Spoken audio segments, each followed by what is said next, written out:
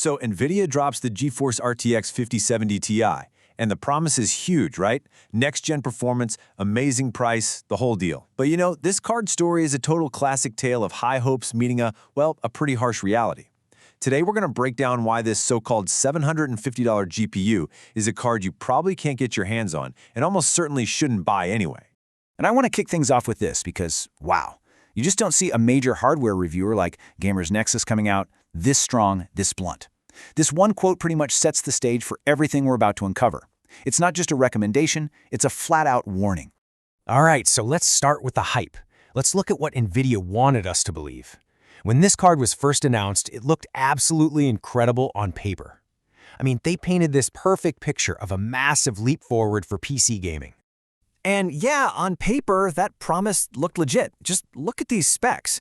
We're talking about the brand new Blackwell-architecture, 16 gigs of blazing fast GDDR7 memory, and a huge jump in memory bandwidth.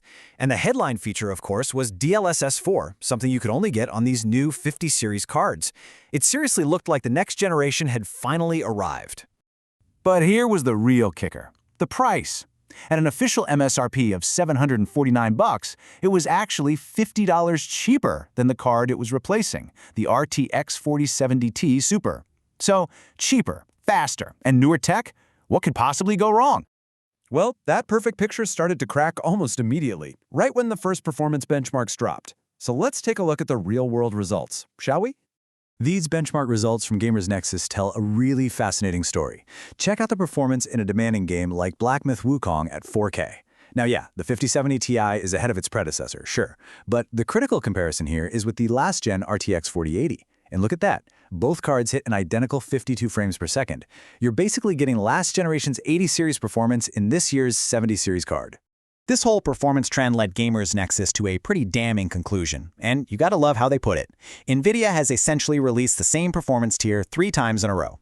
You had the original 4080, then the 4080 Super, and now the 5070 Ti. It's the exact same performance, just with a different name slapped on the box.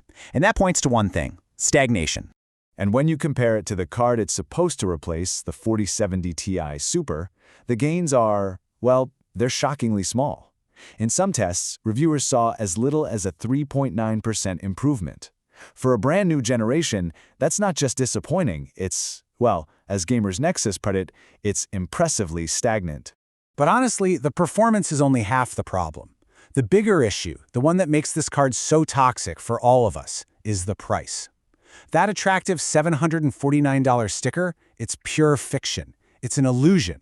This is what you're actually paying. Data from March 2026 shows the average retail price is over $1,000. That's a 36% premium over the official MSRP. That's not a small difference. The $750 card is, in reality, a $1,000 card. And no, this isn't just a couple of scalpers. This data from originalpricing.com shows this is the norm across every single major retailer. Newegg, Best Buy, Amazon, they all start near $1,000 and just go up from there. Finding one at MSRP, even at a place like Micro Center, is described as rare. Good luck with that. So, what is going on? Why is this happening? Well, it boils down to 3 key reasons. First, there's a global DRAM shortage that's squeezing the supply of that fancy new GDDR7 memory. Second, NVIDIA decided not to release their own Founders Edition model. Those usually act as a price anchor, forcing other brands to stay close to the official price. And without that, the third point comes into play. Board partners like Asus and MSI have total control, and they've priced these cards straight to the moon. Okay, so we had established the 5070 Ti is overpriced and really underdelivers on that next-gen hype. So where should you put your money instead? Well, thankfully, the experts have some pretty clear recommendations.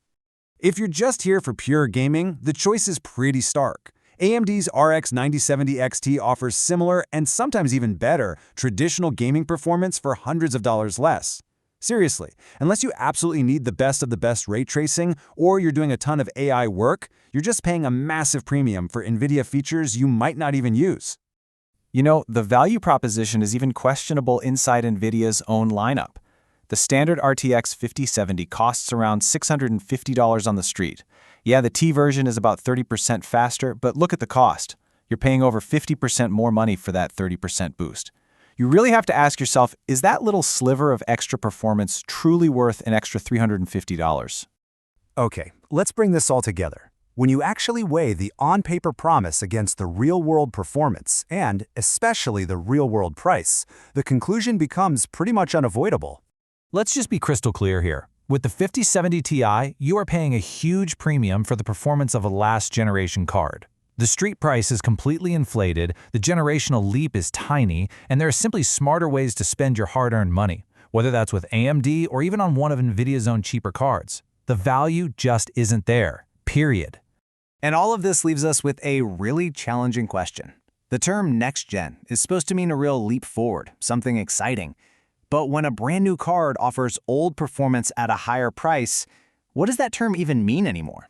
It's definitely something to think about the next time you see a flashy new hardware launch.